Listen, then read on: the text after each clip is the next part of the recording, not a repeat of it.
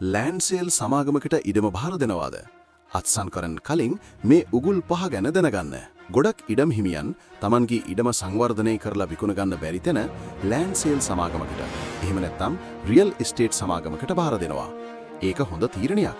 හැබැයි ඒ අතරමැද අත්සන් කරන සංවර්ධන ගිවිසුම එහෙම නැත්නම් ඩෙවලොප්මන්ට් ඇග්‍රීමන්ට් එක ඇතුලේ ඔබ නොදන්නා ලොකු රිස්ක් එකක් තියෙන්න පුළුවන්.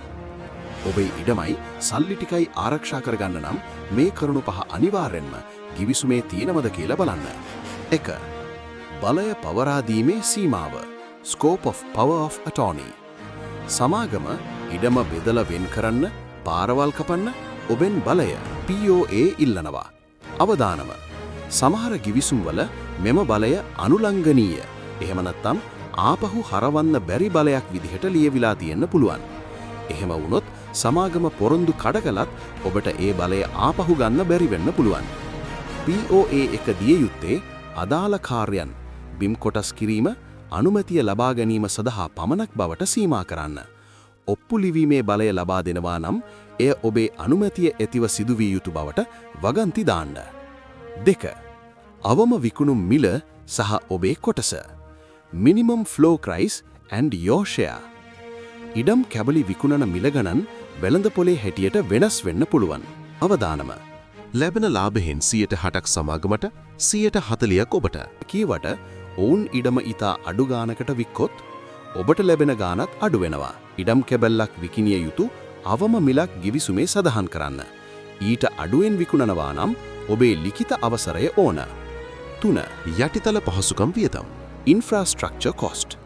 කානු පද්ධති, තාර් පාරවල්, විදුලිය, ජලනල එලන්න ලොකු වියදමක් යනවා. අවදානම. මේ වියදම අන්තිමට ඔබේ ලාභයෙන් අඩු කරනවද නැත්නම් ඒක සමාගම දරන වියදමක්ද?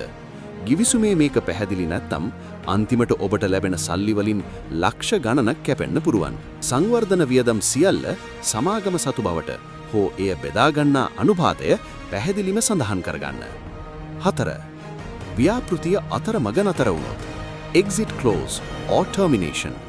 රටේ ආර්ථික ප්‍රශ්නයක් හෝ සමාගමේ ප්‍රශ්නයක් නිසා මාස 6කින් වැඩි නතර වුණොත් මොකද වෙන්නේ? අවදානම.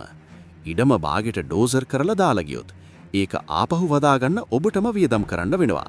නිශ්චිත කාලයක් ඇතුළත වැඩේ ඉවර කළේ නැත්නම් ගිවිසුම අවලංගු කිරීමටත් එතෙක් කළ වැඩවලට පාරවල් දැමීම වැනිවට වන්දි ගෙවීමකින් තොරව ගිවිසුමෙන් ඉවත් වීමටත් ඔබට අයිතියක් තිබිය යුතුයි.